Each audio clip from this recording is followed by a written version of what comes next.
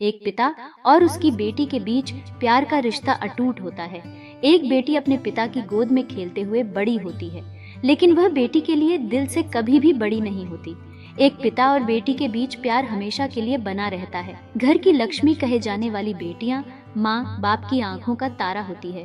बेटा अगर माँ की जान होता है तो बेटियां अपने पिता का नूर होती है।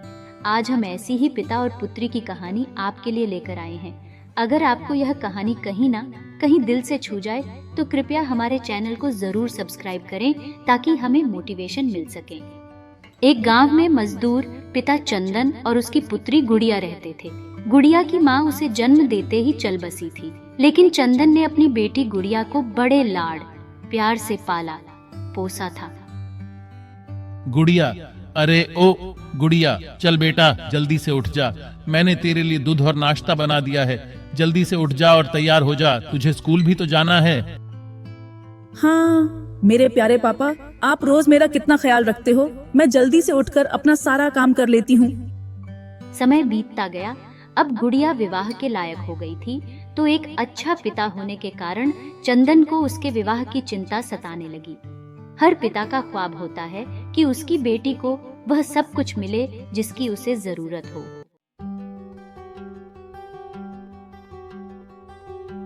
अरे चंदन, सुना है तुमने गुड़िया का रिश्ता पक्का कर दिया है? हाँ राम सिंह जी, गुड़िया का रिश्ता तय हो गया है और अगले महीने ही उसकी शादी करनी है। अगर हमसे कोई मदद हो सके ब्याह में तो जरूर बताना। आखिर गुड़िया हमारी भी तो बेटी है। क्यों नहीं राम सिंह जी, आपके बिना उसका ब्याह कैसे हो सकता है? सारा गांव ही उसके माता पिता की तरह ही है। आखिर वह समय आ गया। अब गुड़िया की बारात चंदन के घर पर पहुंच गई थी।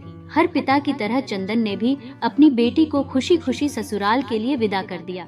बाबा आप अपना ख्याल रखना। आप कभी भी मुझे अपने दिल से दूर मत करना बाबा। मैं हमेशा आपकी प्यारी बेटी बनकर रहूंगी। हाँ मेरी प्यारी बच्ची, जा नए घर के लोगों को भी अपना ही समझना। सास को माँ का और ससुर जी को पिता का दर्जा देना बेटी। बहुत सपने संजोए गुड़िया नए घर में प्रवेश करती है, लेकिन नए घर में प्रवेश करने के कुछ समय बाद ही उसे पता चलता है कि उसकी सास बहुत गुस्सैल व बात बात पर उसे ताने मारती रहती है। बहू, अरे ओ बहू, मेरी चाय कहाँ है? बिल्कुल कामचोर और निकम्मी बहू आई हमारे घर में। कोई काम समय पर नहीं करती है। माँ जी, आप सुबह से 3 बार चाय पी चुकी है। मैं खाना बना रही थी, यह लो आपकी चाय।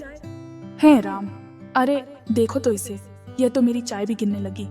हर छोटी छोटी बातों पर घर में झगड़ा तकरार शुरू हो जाती थी। अब बहू भी सास को जवाब देना सीख गई थी। बेटा, ये कैसी बहू लाया है? यह तो मेरे सामने सामने बोलती है।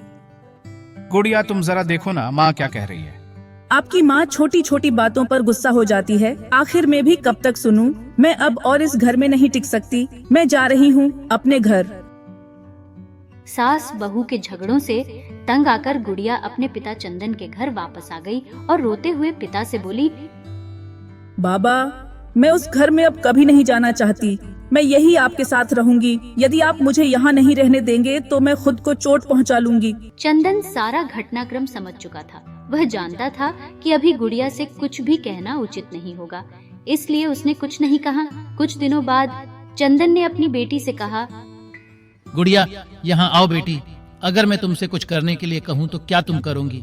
हाँ पिताजी, जरूर करूंगी। कहिए, लेकिन याद रखना यह आखिरी बार होगा जब मैं उस घर में जाऊंगी। हाँ बेटा, ये आखिरी बार ही होगा। कहिए पिताजी, मुझे क्या करना होगा?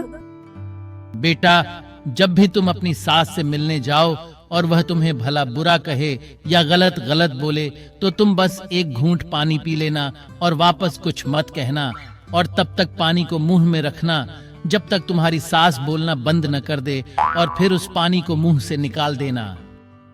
बाबा आप क्या करने को कह रहे हैं? मुझे तो कुछ भी समझ नहीं आ रहा, लेकिन आखिरी बार मैं आपकी बात मानकर उस घर में जा रही हूँ। आप जैसा कहेंगे मैं वैसा ही करूँगी। अब गुड़िया अपने ससुराल आ जाती है और अपने पिता की कही गई बातों को ध्यान में रखने लगी। जब भी उसकी सास उससे झगड़ने का प्रयास करती, वह झट से मुंह में पानी भर लेती है और थोड़ी देर के लिए मुंह में ही रहने देती और फिर पानी को बाहर निकाल देती। जैसे जैसे समय बीतता गया, गुड़िया के प्रति उसकी सास का व्यवहार बदलने लगा। अजीब बात है, मेरी बहू तो अब सुधर गई है, मेरे सामने बोलती भी नहीं बेचारी। कितनी अच्छी बहू है मेरी। मैं अपनी बेटी को फोन करके बताती हूँ। हेलो, अरे चंदा, गजब हो गया। अब तो तेरी भाभी मेरी बहुत सेवा करने लग गई है। अब तो मुझसे बहस भी नहीं करती है। बहुत अच्छी हो गई है। अब तेरी भाभी एकदम तेरे जैसा व्यवहार हो गया है इसका तो। सास अब बहू को बेटी मानने लगी। समय बीतता गया। कुछ ही दिनों में दोनों एक दूसरे को माँ बेटी की तरह प्यार करने लगी। कुछ दिनों बाद गुड़िया के पिताजी उससे मिलने उसके ससुराल आए। घर में सभी लोग बहुत खुश हुए और सभी ने गुड़िया के पिता का स्वागत किया। पिता ने अपनी बेटी से कहा, गुड़िया, यहाँ आओ, मुझे तुमसे कुछ कहना है। हाँ आई बाबा, कहिए क्या कहना चाहते हैं आप। अगर तुम मेरे साथ आना चाहती हो तो अपना सामान तैयार कर लो बेटा। हम वहीं वापस जाएंगे जहाँ हम रहते हैं। नहीं बाबा, मुझे सब समझ आ गया है। अब यही मेरा घर है। मैं अपनी सास से बहुत प्यार करती हूँ और मैं उन्हें किसी भी हालत में अकेला नहीं छोड़ सकती बाबा। अब यही मेरी माँ है। जब चंदन ने अपनी बेटी को यह शब्द कहते हुए सुना तो वह प्रसन्न और भावुक हो गया। उसने देखा कि गुड़िया व उसकी सास एक दूसरे से कितना प्यार करते हैं। चंदन ने अपनी बेटी को खुश रहो का आशीर्वाद दिया और वहां से चला गया। ये कहानी हमें सिखाती है कि रिश्तों में प्यार होना बहुत जरूरी है। रिश्ते बनाना आसान होता है, लेकिन उन रिश्तों को जोड़े रखना बहुत कठिन होता है।